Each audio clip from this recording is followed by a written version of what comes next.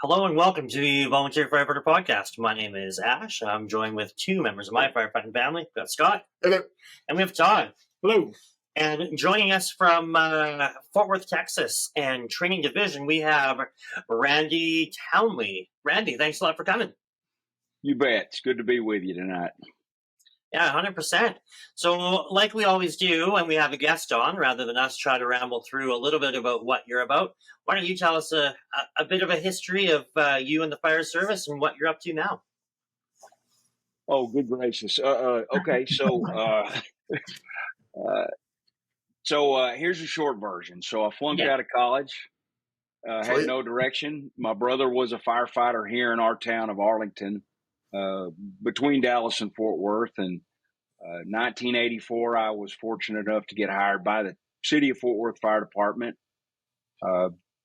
Absolutely had no desire to do it until I did it, and it became who I was. So it's unbelievable career. I had a great time, worked with some outstanding folks, and retired 2019 as a lieutenant at Fire Station 17. It was one of our hazmat stations, so we kind of were a well-rounded bunch. But that's the short version, right? So, to fill in some gaps, my family always supportive, and I can't imagine doing what I did for all these years without my wife. She was my high school sweetheart, so she's been with me for all these years. Kids grown up, doing great, and I brought a lot of the job home with me.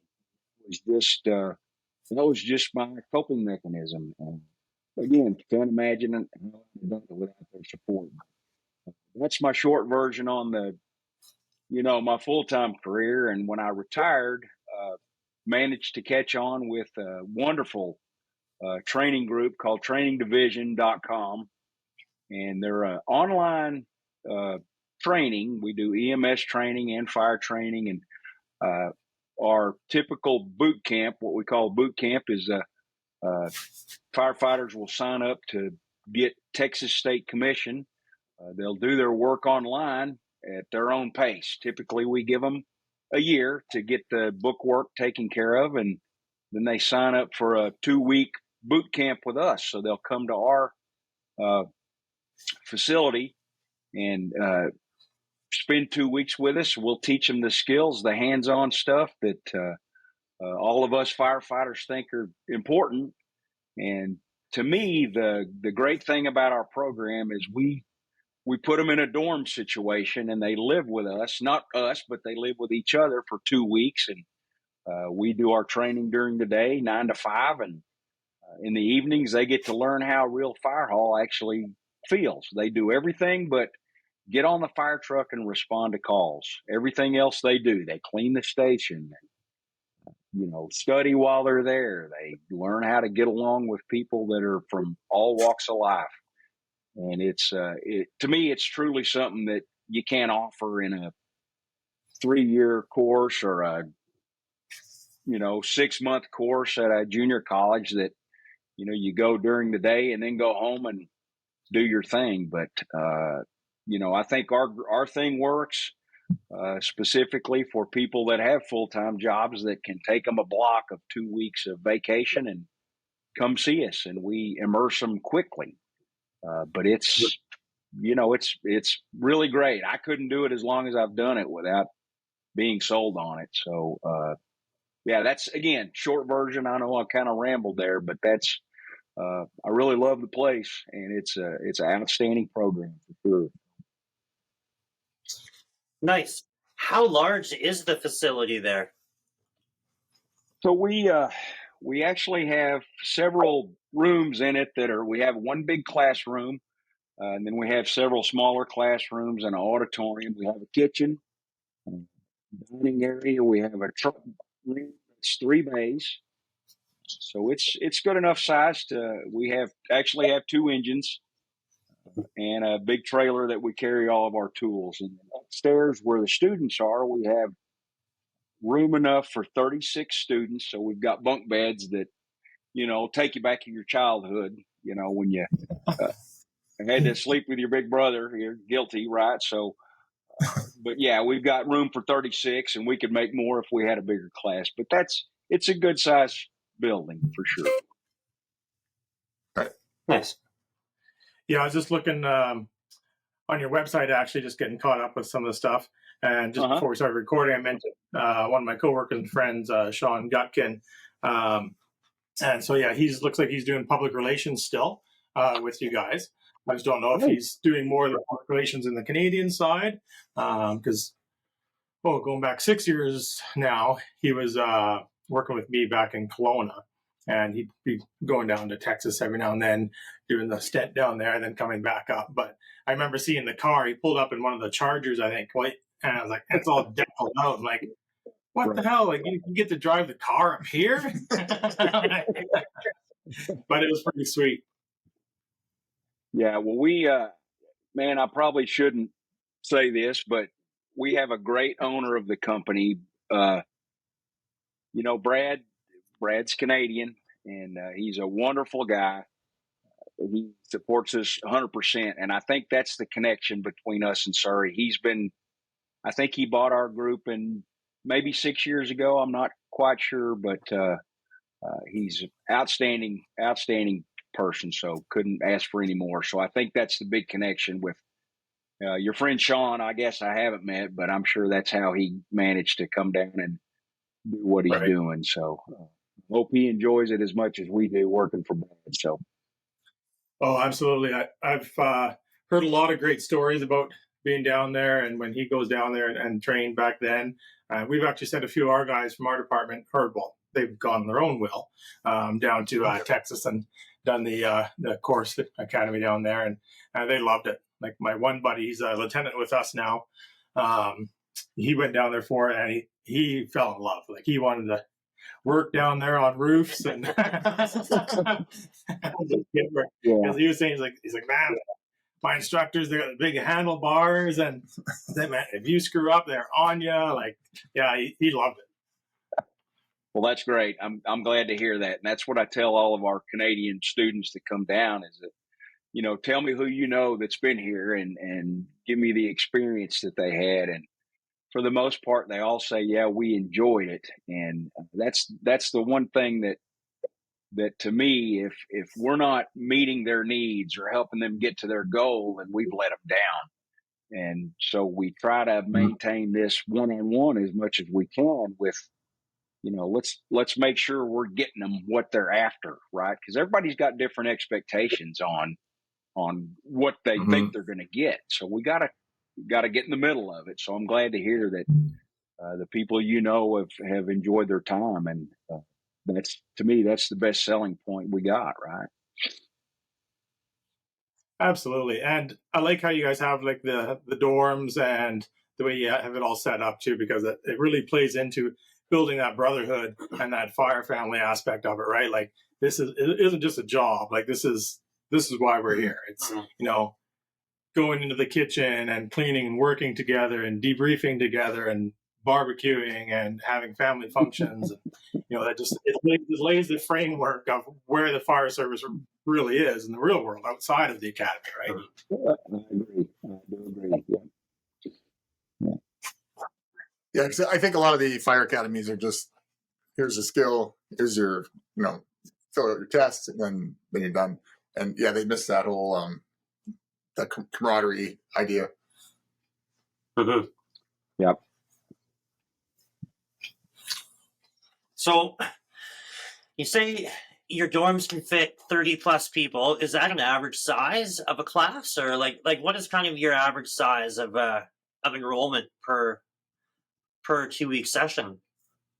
So when I started 2019, we were putting anywhere from 28 to 32 in the group. So we had a pretty good year. Well, once the virus hit, once the COVID thing hit, everything shut down, right? And so obviously, being in Texas, we didn't adhere as much to the, hey, you got to wear the mask all the time stuff. And it broke our heart that the Canadians that were coming down had so many hoops they had to jump through. So, but the point of that was our classes went really small because there were so many people that weren't willing to fight that battle So for that, say 6 months after we started the COVID thing, that we were running anywhere from 14 to 18, which was a small class for us. And that's, that's great for a lot of instruction or a lot of one-on-one time, but it's not, and you guys know this, you want to practice with as many as you're going to work with, right? So let's get you the experience of a 3-person engine company or 4, whatever you're going to do. And with a smaller class, it was really kind of hard to do like a full scenario where we have one crew going in and attacking the fire, one doing search, one setting ladder outside, one small groups. It was kind of hard to do that. So that being said, now fast forward to now, we are, I think this is maybe our 8th class this year that we've got going in. We've got 21 in the class, and that's the smallest one we've had this year. So, and it's, they submit for what their 2-week block they want to get. So you can't account for who's picking what. We had a class of 30, which 2 classes ago. So we seem to be filling them in, but that's kind of our average is let's say 24 is an average. And that's a good 6 engine companies, 4 in each engine. So it works for us. Nice. And how many instructors are generally on at any given class? So, we start our week with, hose. First day is hose. So we teach them how to roll hose, deploy hose, load them on the truck. Typically we'll have 2 or 3 instructors for that day. And so each successive specific item day that we teach, we'll have 3 instructors. We may have a 4th if whatever we're doing is going to be labor intensive. Like we do on Monday, the first Monday, we do what we call a consumption drill. And we put them in their gear, train them on the air pack, and then we put them through a kind of an obstacle course, but it's just to get them used to breathing the air and running out of air in the tank. And when we do that, we want an extra instructor to make sure that we're coordinating everything because there's a lot of moving parts on that day. So specifically today was our first burn day. So if you look like I'm a little red, it's because I was out in the sun all day and I got to remember this, we were 37 degrees down here. Celsius, right? So that's hot, right? Yeah. So I told my Canadian friends I'd tell you all that. So anyway, we had 12 instructors today. So we put 1 on each engine company, and then we have a group of stokers that light the fires and move in and out. So on a good day, 12 is good for us, right? So again, that's kind of our average. So with your live fire, it's all you're using pallets and hay, or is there a gas, or is it mixed?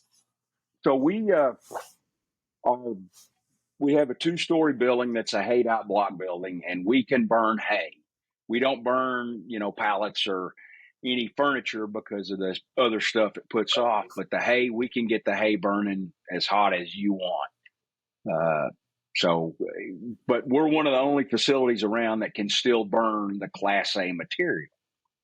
So Fort Worth, where I retired from, our building was all natural gas fed, where, that was what we got to do. And if we burned in a Class A building, we burned Excelsior, which is really a lot that just smokes away the ash, so no offense, right? But anyway, that's what it ends up. Sorry, that wasn't as funny as I thought, I guess, but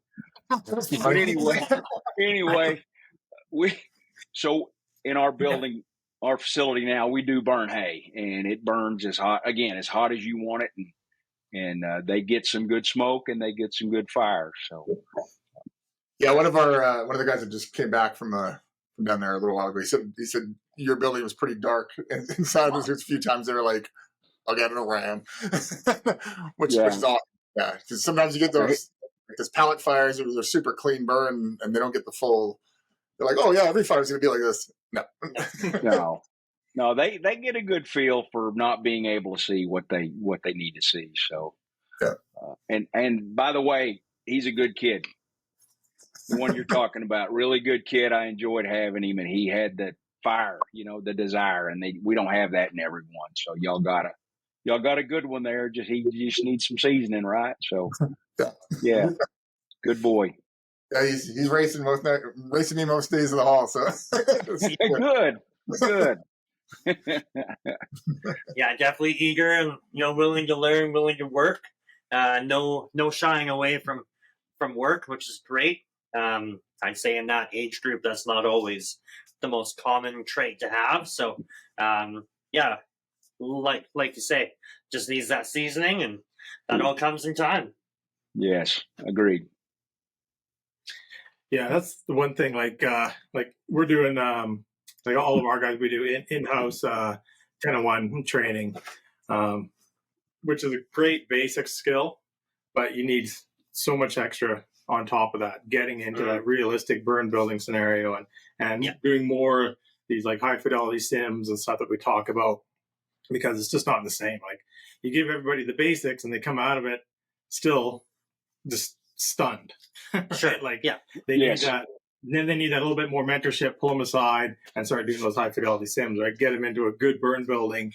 And like you said, make sure it actually smokes up nice so they can feel the heat and trust their gear, trust everything. Mm-hmm. So hearing that you guys have such a good building to work in down there is fantastic, because that's the realism of the job, right? Like, you watch some of these training videos and stuff, and they don't have it as smoky as it realistically is, right? And everybody thinks, oh, well, we've talked about it in the classroom. I've seen PowerPoints. We've done some skills through the fire hall for searches or whatever. And then you go into maybe a gas building. And the gas building's clean burning. Not my favorite. It's just not realistic. It takes so much more time to get those guys seasoned. But I agree. Do you guys do a number of... Go ahead. I was just going to say, do you guys do a number of... I'll let you talk. I think we got the delay, so go ahead. I just wanted to finish up on the natural gas comment. I did not appreciate those training fires just for the reason that it wasn't real world for us. And every instructor that we had back then would say, well, this helps us get you in and out faster. Well, that to me wasn't the point. Right. The point is get us the feel for what we're going to really see. So you got to meet, again, I mentioned it before, you got to meet the expectations of what we think the job really is. So, and you don't get that with that clean burning natural gas fires. All right, go ahead. Right. Do you guys, in your 2 weeks, do you guys do a lot of scenarios, or is it mainly like skill-based stuff? I didn't really talk to them, but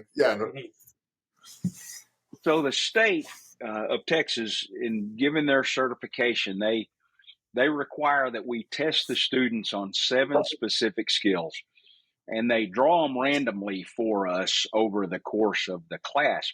So we start out teaching every potential skill that they could have, every one that they could be tested on. So we teach those.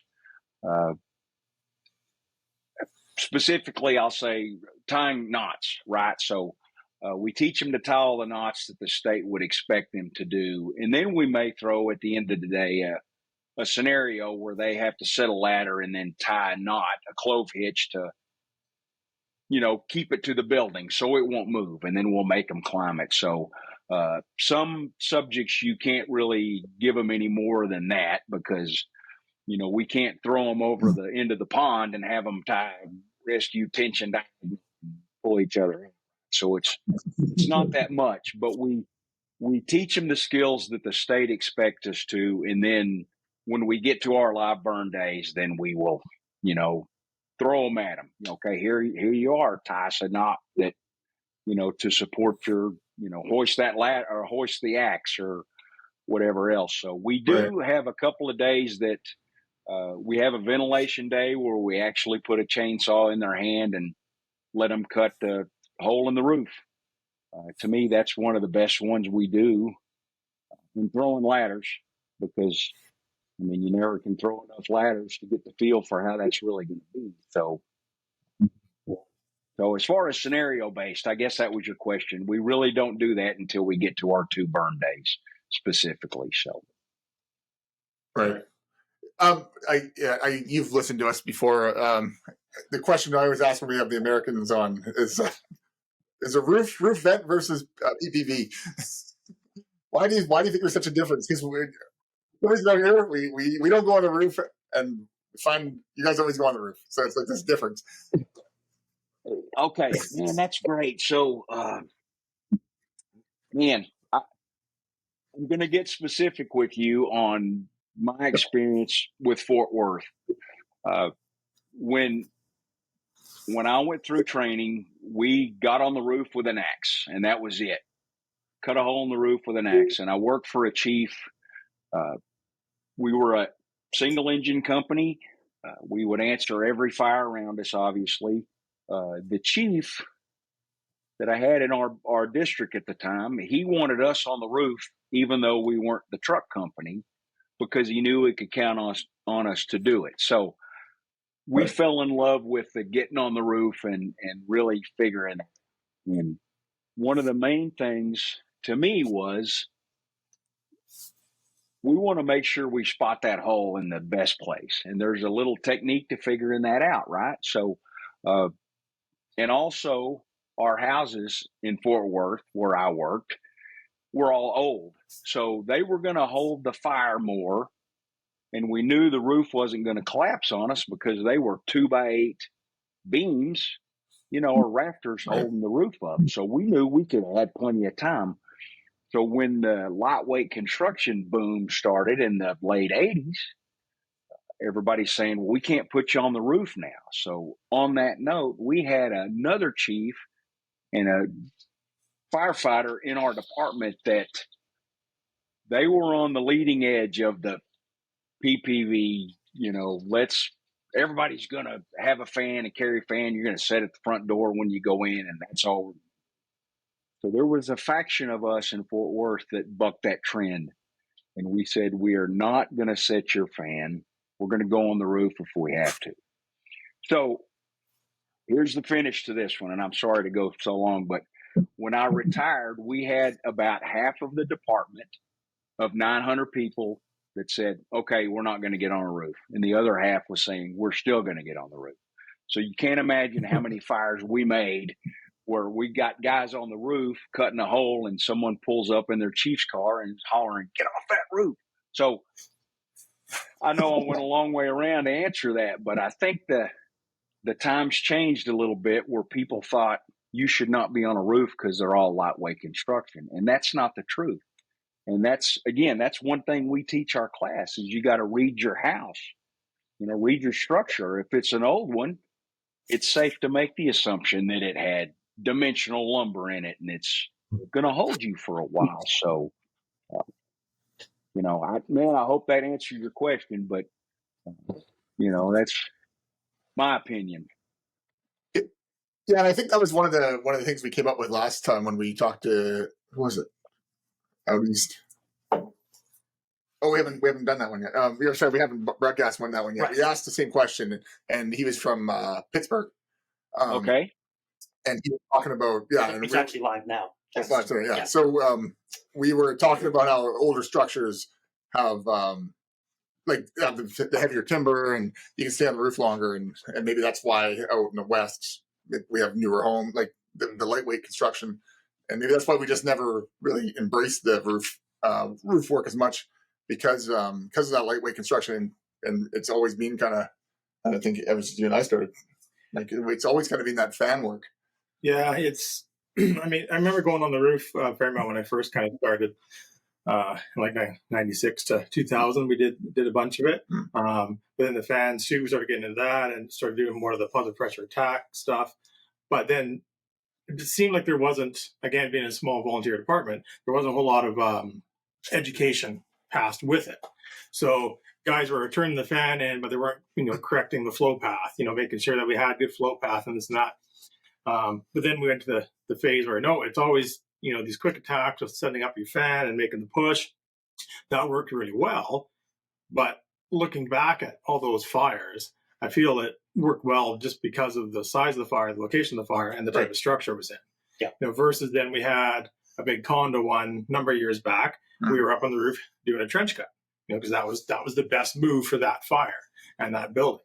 So I feel like we're getting away from the never go on the roof to just make sure you know what the fuck you're doing. Yeah. And if you have to, you have to. And if not, well, there's other ways of doing it. Yeah, like you say, qualify the structure, right?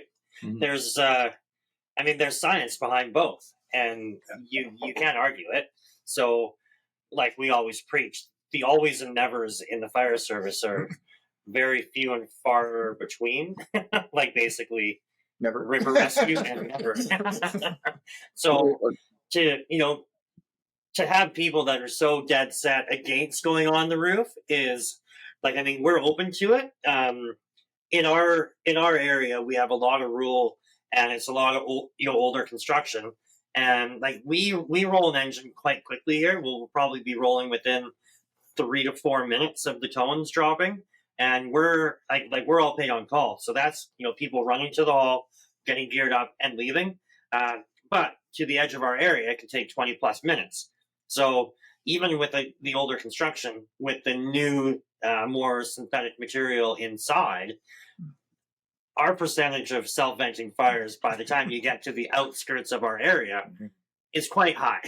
Yeah. Right. However, we did catch just recently. We have caught a couple calls right in our town area, and you can catch those room and contents fires quick, where you can either make that fan and then make that push.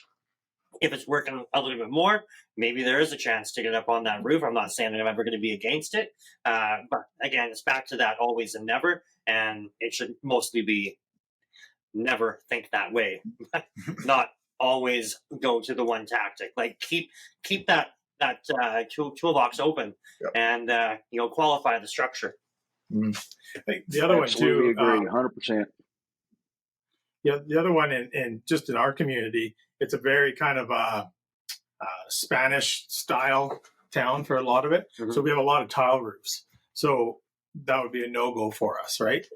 Just because it wasn't safe. Shit's breaking and falling, you're sliding. So that was our no-go for those roofs. Yeah. And then metal roof. And then the metal roofs too, right? So yeah, I think, again, knowing your structures and stuff, that played a lot into it just for our community. Mm-hmm. So there you go. There's some differences in tactics that I can't argue with. I agree 100% that there's not always a ways and there's not always a never. So that's I agree. And tile roofs, for example, yeah, we had multiple apartment complexes around here with tile roofs that were 3 stories up. So we got to have an aerial to set someone on that roof. So that was one of those examples where we wouldn't. So we'd be fighting it from underneath, doing the best we could, right? So that's and that's one thing that we really lean on. We are really blessed to have a pretty big training facility here. We've got 3.5, if you will, burn/search buildings that we utilize. This is actually right across the airport here. And we have a lot of other communities that come and train with us. And one of the biggest things that we always try to relay to them is this isn't the way to do it.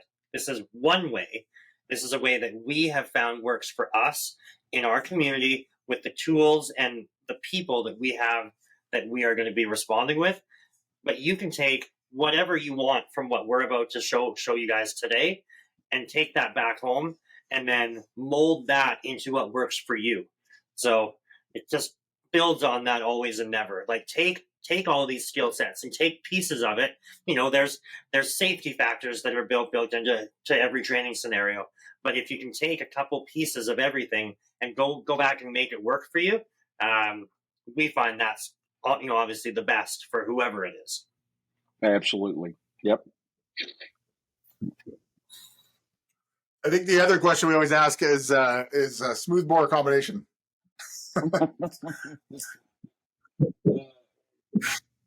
Yeah, we were combination fog nozzles my whole career, so I would have to say that's where I lean. I don't mind the smoothbore. I think it's pretty cool. You can get a great stream with less pressure, so you obviously can maneuver your hose. That's definitely one of the biggest factors to me is why you would choose that over something else. So uh, just what I was raised with was the combo fog nozzle, the old Elkhart that would spray, give you everything you wanted. So, but I don't abhor the smoothbore. Sorry, I didn't mean to rhyme that one. So yeah. That's good. Yeah, no, we actually run both. We were the combo nozzle for forever. And we ended up moving to a smoothbore for our 2.5 quick attack line, just to get that large volume of water out on the fire quickly. And now we're playing with, we have 2 pre-connect Minutemen coming off of both of our first 2 engines that we have here. And we're playing with one combi on one side and a smoothbore on the other. So you have options. I think that's great. Yeah, absolutely. Yeah, I know for us, same thing. We're just running our smoothbore on our 2.5 blitz line, and then everything else is combination other than our high-rise packs. We have a smoothbore on our high-rise. And I feel like that's probably going to stay for now. Yeah. I mean, we're still pumping the guys through just to make sure they know how to deploy proper hose loads so you don't have a rat's nest. Yeah. So we don't want to mix things up too much. I think the hardest thing for us when we went to that smoothbore, and it's still to this day sometimes, is remembering that pressure doesn't need to be at that combination nozzle. So, sometimes the driver gets up there and he's like, fights it to 120 or whatever. What? Yeah, so we're putting back. We're putting a big sticker on there. This is the best on the side. Yeah, that's the thing I find too is because in our departments you don't know who you're getting as your operator sometimes, right? So you might have somebody who hasn't done it for a little while, still very competent, but you tend to forget. So we have a little cheat sheet sticker on the side of it as well with the flow pressures. Yeah. That's good. Just to give you that little 2 a.m. nudge, right? Agreed. You don't forget. Yeah, I mean, and that is kind of the beauty and whatever the negative. Like, there's so many positives to the paid on call service where you get people from every walk of life that come in, and everybody brings something particular, like their own set of skills from their own life that can build and make that service better. But maybe the downside is, today maybe Scott's running pump, but tomorrow I'm going to run pump, and then the next day Todd's driving. So it's not the repetitive position that a lot of the career guys get, where you get your driver, chauffeur. That's what they do day in and day out, and they have that pump panel dialed. Where all of our people come in, they get the training, but they might only run 1 fire a year where they're on the pump panel. So it is like Todd says, you got to ingrain that into their, muscle memory. So, okay, we're running the 2.5. I only need to run, 65 to 75 PSI, where now on the next line over, you're running 120. Because they got 5 lengths out, and you want to make sure you're still running over 100 at the tip. So it's just that repetitiveness that we might not always get. So you have to hammer that out in training, so that muscle memory. And then even if you don't have that, a couple laid out, decals or to really say, hey, this is where you should be living. Agreed. Yep. Back to the training division. What is the percentage of people that have firefighting experience to people right off the street do you figure? Like, is it mostly firefighter guys that are on call that want to be full time, or? It's kind of strange that the Texans that we get that come to the school, they typically have some kind of experience. A department has hired them contingently. We'll give you what we get. You get a chance, you get the Canadians, which is a big part of our group, they're almost kind of half and half. Where I hope I'm not breaking their trust, but we get a lot that they're in the trades. Is that the term y'all use? So they're in it, carpenters or electricians or pipe fitters, and they're just done with the job. They have no fire experience, and they're not even a volunteer anywhere, so they don't get that. They're just fresh in the door. And then we get the groups that are, they're volunteer, they're paid on call somewhere, that are trying to get the leg up, to get a career job somewhere. And it really seems to work. You would think that the ones that have no experience are behind, and that's not necessarily the case, because it seems like the veterans, and I'll use that term because they've been fighting fire on some level, or they've been training on some level before they get to us, that they want to all get in there and mix it up and be a group and help each other out. So, I guess to answer your question, maybe 50-50 Right. from the ones that aren't from Texas. So that's, and on that note, so the Texans that show up, I'm harder on them because I tell them the odds of my phone ringing from someone in South Texas asking me about them is a whole lot more than a chief in North Vancouver calling me, which did happen, by the way. So I got to quit using that argument, right? Yeah. Do you find the guys that don't have any experience, like do they learn better because their like cup is kind of empty, or do you find the volunteer guys, do they have like this preconceived? Well, I know what I'm doing because this guy taught me, but might not have taught me right.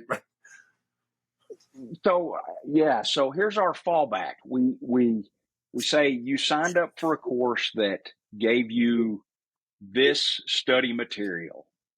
So whatever you think we're going to tell you about how we used to do it is great, but the book that you're going to be tested on tells you this.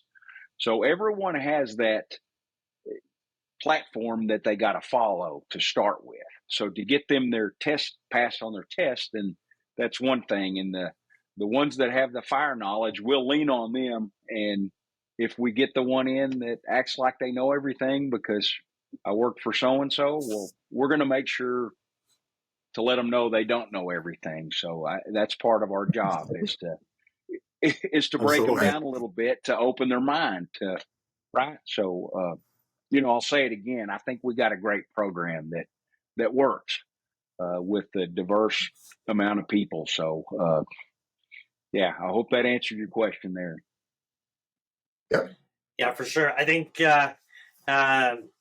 our firefighter that just got back from you guys there, when he was getting geared up to go down and start his training, he's nervous as shit, and been cracking the books and working hard at it, and he's asking us like, man, like, what should I do? Like, go in there and say, hey, I've got this experience, which like isn't much. Like, he's still, I think, less than 2 years, Sure. right? Like, so like he's just got like a taste of it, and we're like, all right, don't pack any fire shirts, shut your fucking mouth, right? Like, what's your quote? Well, I told him because I've taken a law enforcement academy, so I'm like, you want to be the gray man. You don't want to be the worst, but you don't want to be the best. You just want to be in the middle. You want to be that gray guy. And then people, who was that guy? Oh, that guy was all right. Like, this kind of, maybe the instructors don't really remember your name, but they kind of know who you are. Yes. Like if it's something that you've done before, like hose movement, like that's something that guy's had some hands on. Hey, maybe that day you can relax a bit, like falling back on some of that. But oh yeah, I've done this. Oh yeah, we've run these calls. Blah blah blah. All right, come on up front, sir. And all of a sudden you're showing exactly what you don't know yet, right? Like, we don't know everything, and we're trying to instruct him. So I mean, we know a lot of things, but like, we're trying to instruct these guys, and when they're only in for a year at the time, like, they've got just the tip of the iceberg, right? So going down there and acting, and not saying that he did in any way, but going down there and acting like, hey, like, I've got all of this experience. Like, not really. You have a little bit, and even at that, like you maybe done it in the field once, maybe. So just go down, be like Scott says, be that gray man, show up and relax on the days that you have a little bit of experience, and really focus on those days that you don't. Well put. Yep, for sure. Mm-hmm. What would you say out of all the kind of the courses that you guys offer and teach? What's kind of your top one that you like? So the hazmat day has kind of fallen into my lap because of what I did Fort Worth, and I enjoy that because it's very basic. We don't stretch them a whole lot, so we get a lot of interaction time with them, kind of on different subjects, so we can get them the important stuff that they need to know. You know, the 9 hazard classes, for example. You know, that's everybody can get that with just a little bit of repetition, and then we get to break them from. Okay, tell me a little bit more about yourself, so I can figure out how best to plug in what you need to know, or specifically, I'll ask them: Did you play sports when you were growing up, or what did you do that may have lent yourself to the group aspect or to the team feel? Right. So that day specifically for me gives me some time to be able to do that. So, and I mentioned ladders. I love throwing ladders. You know, I for some reason, I like them being able to look at the building and figure out, okay, I got a spot right there for, rescue on that second floor, right? So it gives them a little bit more thinking of looking at this structure. And of course, we have a couple of sea crates or, storage containers that are welded together now that we use. And so it's, again, it's something that makes them think a little bit more as opposed to loading hose or throwing hose. We can, you could teach anybody, put the male coupling in and roll it up until it's straight. So that doesn't stretch their mind so much, right? Yeah. Yeah, absolutely. I think we do a lot of that too with our guys, is try and give them the basics and then push it a bit more to make them understand like all the roles and the aspects of things that we as officers are looking for in the building, because we always talk about, everybody should be aware of safety and roles and responsibilities and rescue and head on the swivel, or just building that situational awareness, because a lot of people come into the fire service and start learning, but situational awareness is a very hard skill to teach. So I think just having that ability to slowly, gently layer on little skills so they can start building, hey, okay, you know what? Yes, my job may be whatever. I might be going in just on the attack line, but as they're doing their own little size up as they approach, okay, hey, that'd be a good spot to bail out if I need to bail out this window on the second floor. So I know my team behind me is going to have that ladder thrown. And then as well as teaching our guys the RIT skills is when they're doing their RIT 360s, is identifying those easy outs, softening things, getting things ready to go. And it's like, again, it's just that teaching that situational awareness, like you said, being able to stretch their minds and picture the big picture, even though they have a small task at this point. I agree. Do you guys constantly like run, like you have like the 2-week block and then right away the next group comes, or do you guys do a stand down like for a week or something to prep everything again, or how does that work with your guys' schedule? Can you still hear me? I lost my sound in my pods. Okay, good. Okay. So again, it depends on the schedule.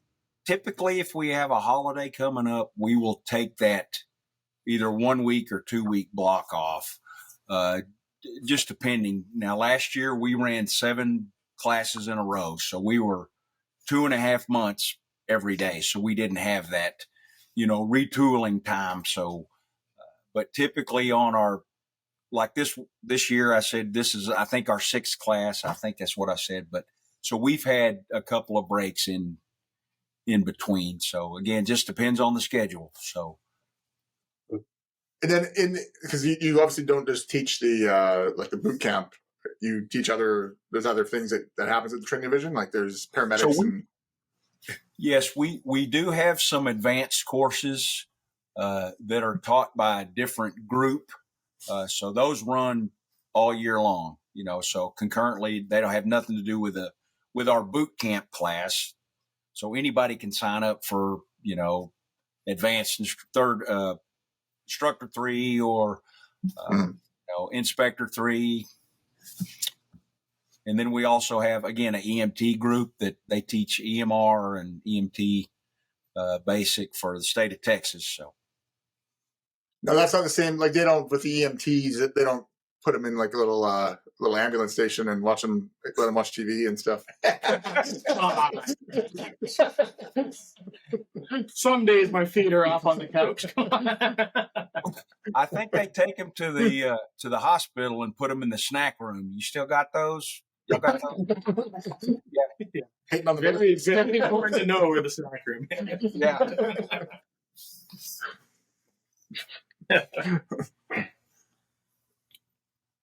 Up to you. No, yeah. You nailed it. Do you guys constantly, like, are you guys updating the program regularly, like with the new latest, or because I noticed that's one of the hardest things. We get these fire manuals and the pictures are from the 90s or 80s, and you're like, okay, well, this is something that we don't do anymore, and then we kind of adjust it or keeping up with the tactics, I guess. I will say that tool wise, we try to do the best we can.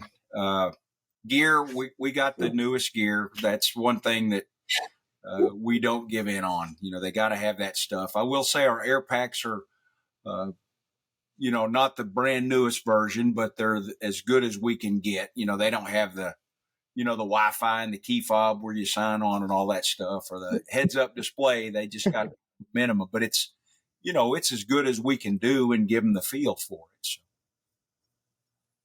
Right. It's not a steel tank. Absolutely not. No. I don't know.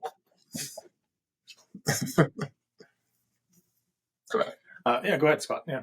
Now, have you guys been touching on any of the NFPA 3000 stuff? So the active shooter, do you guys do any of that? Any touch on any of that? I mean, it's something that's coming up here more. No. Yeah, we don't do it. Like not in boot camp, obviously. Mm-mm. Right. Yeah, that's something that's becoming a bit more of a conversation topic up here in Canada now amongst departments is the rescue task force deployment and how that deploys. Some of our larger cities are definitely actively working, and some have some teams in place. But the rest of the province, we're all rural. Mm. So, Scott's been a big advocate for it, and we're slowly trying to build some framework for that to see how we could roll that out into some small regional ones, maybe in our areas. But I think there's a definite need for it. No doubt. Yeah. Yeah, it's unfortunate, but there is. Mm-hmm. Yeah, we always say it's one of those things you'd rather be prepared and never need it. But I would hate to be close to an incident and not have the skill set when it's right there in front of us. I agree. I mean, in fact, they probably got an AR-15 in the cab of the truck by the officer, right? Not like us. Okay. So we did have bulletproof vests. We didn't carry the big guns. They wouldn't let us bring those in. But yeah, we had a minimal amount of protection. Nice. I guess one question a lot of the chiefs ask, like, why are guys going to Texas? why is it in Texas? Like, where'd that kind of originally come from? Because there seems to be a few different schools then, if I remember correctly. So we have a college that's South Texas. It's Texas A&M, and they were kind of one of the first colleges that, or universities, I guess I need to say it properly, that set up a fire program, and they had a big drill field, and there were guys from all over departments in Texas that would go down there and get trained to be instructors through their program and actually teach. And they have a dynamic group even to this day that teaches.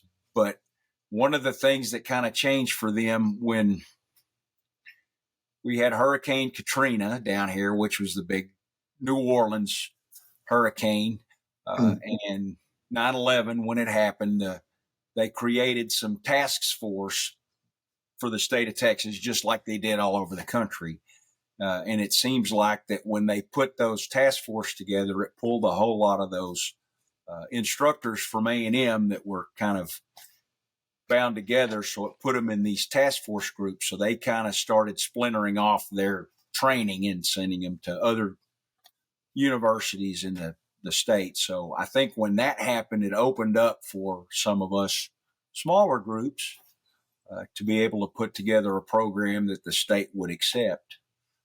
And I'm, again, thankful for the three guys that started this one way back in the early 2000s. They really fought for the online concept, and we've made it work for our end. But as far as, other people coming to Texas, I don't know if it's the heat they love. Obviously not, but I don't think we're any better at fighting fire than anybody else. Honest to goodness, it's just a feeling, I guess. I don't know. Well, it definitely seems like you get a large amount of Canadians that come down there, so that speaks for itself for the program that you guys have. There's people traveling long distance to take your program, so that's really good to hear, and good feedback from everyone. Again, like for my personal experience with a handful of our guys that have gone down there, they had nothing but good things to say. They absolutely loved it. Yeah, we have a couple of firefighters here. Obviously, the one gentleman that just got back. We had a new hire, just came on, just got through that group's recruitment class. Ty had been down there. Spoke very, very highly of the program.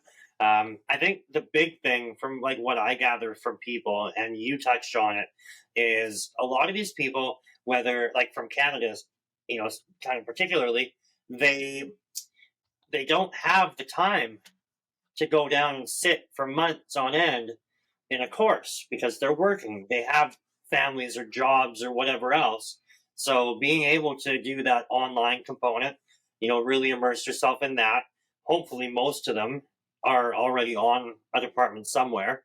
So they're getting that hands-on training, and then they can go down there and be immersed for 2 weeks straight and like really get honed in on kind of those basic skills that you need to start off in the fire service. So I think that's the biggest thing is, the quality of the program, the cost to benefit. So if I'm going to save up money or throw it on my credit card or whatever it's going to be, I've got 2 weeks that I'm going to go down and that is my life, rather than trying to quit your job or whatever else and then figuring out how I can take this multiple month or whatever it is. I don't even know what it is, right? Course up here or anywhere else. So yeah, really, really cool program. What are the normal ages of your recruits? Is it like younger guys, middle age kind of, or do we get any older guys?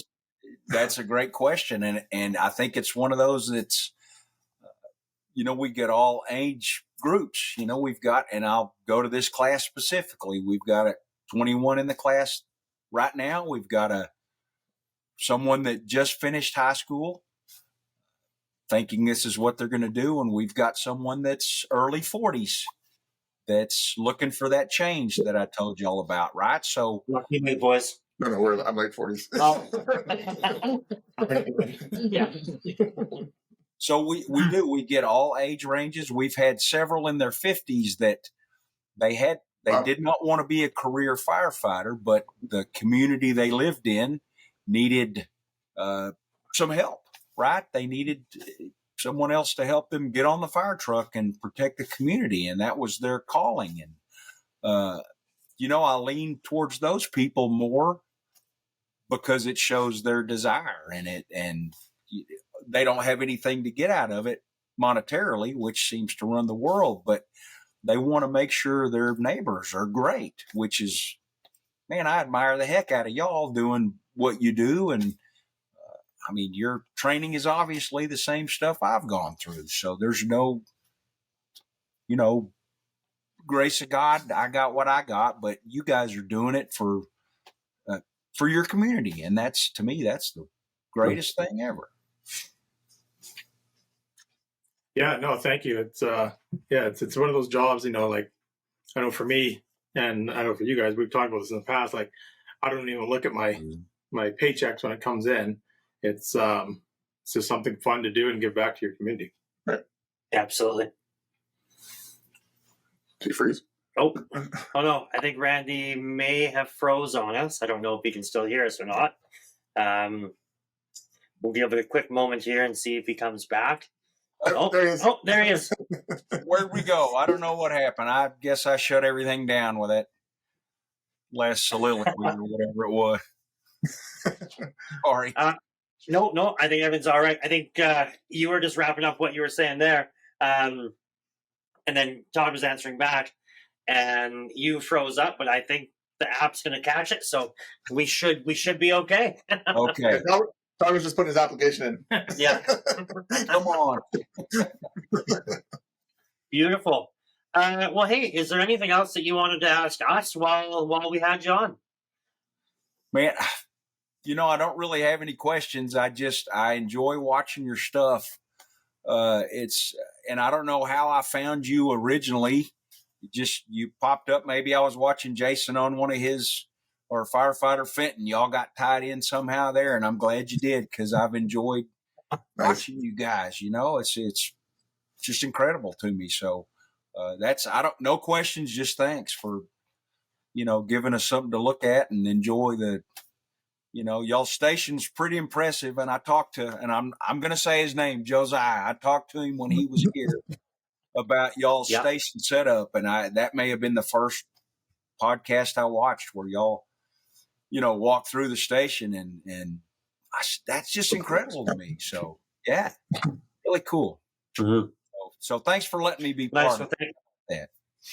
Yeah, thanks a ton for coming on. Thanks for the kind words. It kind of blows our mind every time that we hear something positive back, because we are just three idiots that sit and chat once a week now with the camera. I mean, we chat every day, obviously, but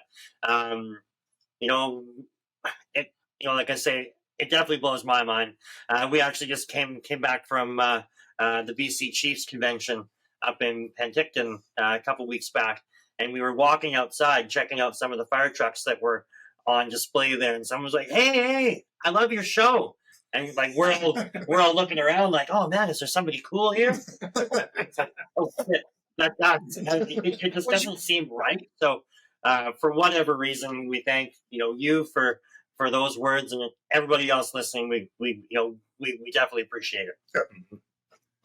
Yeah, and thanks for rocking our shirt there. Yeah, spread the word, and maybe we'll get some more shirts down to Texas. Exactly. You know what? I'm going to put you in, because I wore this one the first night of this class, and I sported it. I said, "Hey, look at this, man! Y'all are living it." So yeah, it's great, high quality. So it was really good. So yeah, beautiful, awesome. Well, thank you so much for coming on. An hour flew by. So again, thank you very much. Randy from Training Division in Texas. Check them out online, trainingdivision.com. Check out their boot camp and all of the other courses that you guys offer. Thank you so much for that. Absolutely. Thank you. Right. Good Thanks to talk. Thanks, Randy. Scene. Perfect. There it is. So how was that? Good? It was great. It was fun. Awesome. Yeah, we definitely appreciate it. I told Josiah that you were the guest tonight. He's super, super excited to see this. This will probably come out in 2 weeks' time. So he's looking forward to watching it. Well, good deal. Yeah, and like we said, we had a new member, Kai. I think she was from Ontario originally. Mm-hmm. And she took your course. When was that, a few years ago? She's back 2 years now, at least. 2 years, Yeah. Okay. Yeah. How's she working out? Good? Really She's good. phenomenal. Yeah. Mm-hmm. Yeah, I think she's just a couple months in, and we're like the other day, I'm like, get on first truck. Because we actually had a structure fire, what was that, 2 nights ago? Yeah. And actually it's funny because she spent some time out in Ontario. So in my head, I'm like, she was on a department out there, but it was a very small department. So she's fighting the fire, and afterwards I'm like, is that your first structure fire with us? She's like, that's my first fire ever. Like, oh shit! I thought you ran a class out not there. She's like, nope. Yeah, highly medical there. They did a lot of medical, some road rescue. But yeah, zero on the structure fire side. So she's obviously been inside of our training facility, but that was her first live event fire. Yeah. That's great. Well, good. Yeah. Yeah, and again, she speaks really, really highly of the program. Well, yeah, we actually are. We have 3 paid chief spots at my hall. So the chief and 2 deputy chiefs, and my current deputy chief, Ryan. He took your program back in the early 2000s, and he's always preaching going down there. And since then, I think we've had 5 other guys in our department go down and take it. Nice. So, and I think there seems still. Well, now that we're doing in-house 10-1 training, we're not getting the people going down there as much. But just before we started, we had a bunch of guys bail and go down there and get it because they want to get hired on to full-time departments as well. Mm-hmm. So what is Surrey? I was going to ask you this. What does Surrey actually cover? Do they do live burns and stuff, or is it? I think they do, but from what Brad tells us, they're really kind of scaling back. I don't know.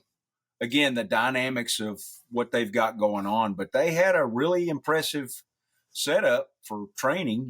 They had, kind of a mini city built up where they could do whatever they wanted. But I don't know, again, what the specifics were as to why they're slowing down. Mm-hmm.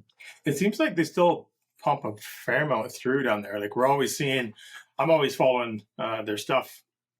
Based out of Surrey, they're on social media and they're popping up lots. It seems like they're doing a really big focus with paramedic school stuff right now too. Yeah, I know, like we're hiring in the province here, BCHS, we're hiring like crazy, and there's a lot more opportunity for new people to get full-time spots, and so they're really pumping those people through, I think, too. Nice. Mm-hmm. Perfect. Well, I'm sure. What time is it there? It's 10 o'clock here. 10:09. 10:09. Perfect. Well, we won't keep you any later. We appreciate you coming on. And yeah, thank you. Yeah. All right. Well, thanks, gents. Anything we can do for you, just holler. Absolutely. We'll do what we can. All right. Okay. Thank God you. bless you. Thanks, brother. Bye. All right. All right. Well, big thanks again to Randy from Training Division. That was awesome chat. Really cool to see the work that they're doing down there. So yeah, thanks again for coming on. And we're going to jump right into our shout outs. So first up, let's chat about Modus. Todd?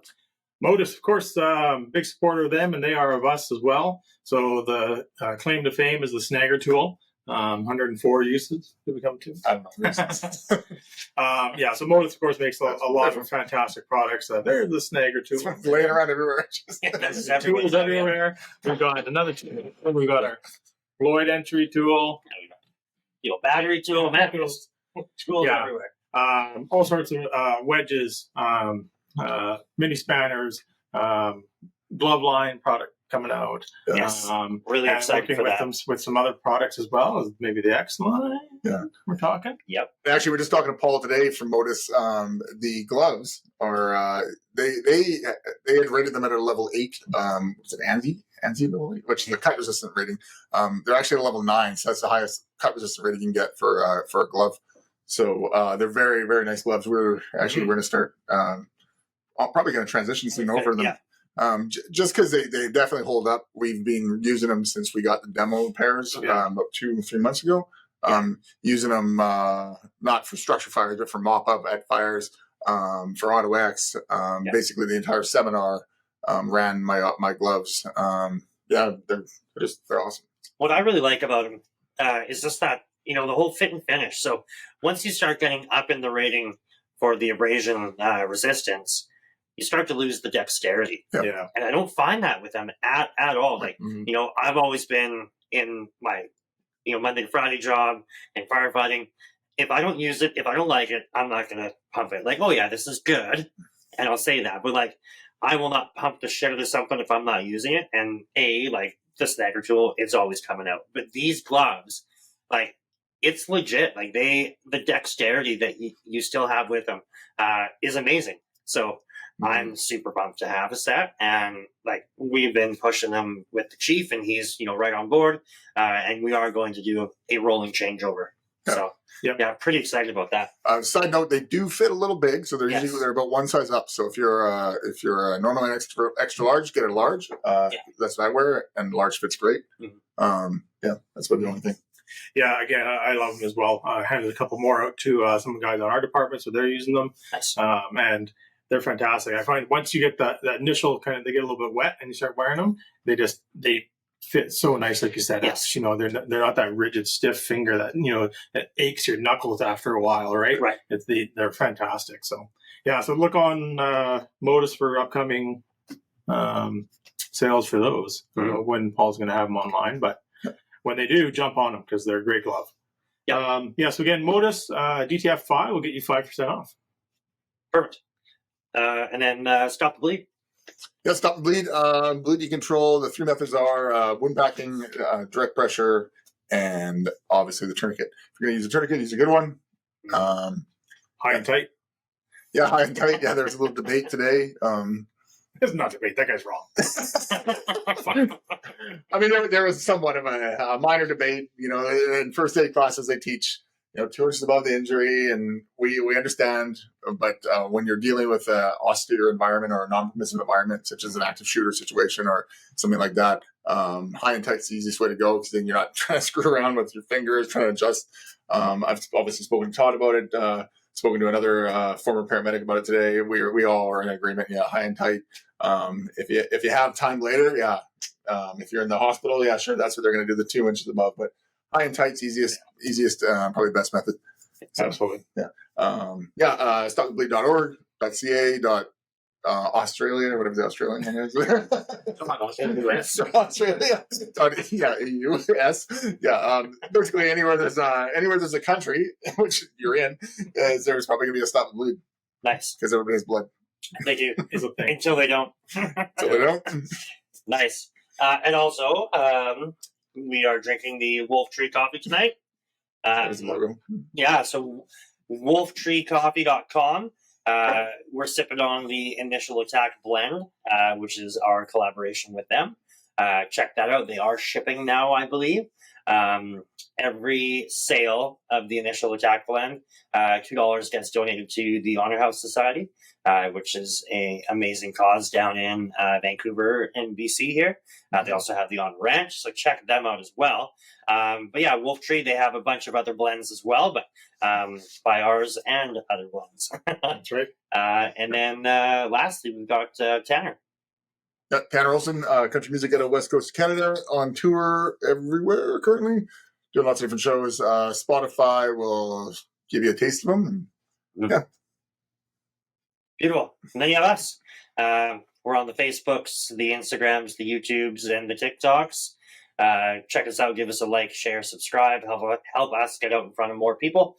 We would greatly appreciate that. Mm-hmm.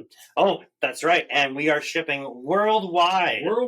We're on the worldwide sales. Yeah, do the spin. There we go. So 3 of 4 people wore the shirt tonight. And we are showing that off. Loving the shirt. Fits great.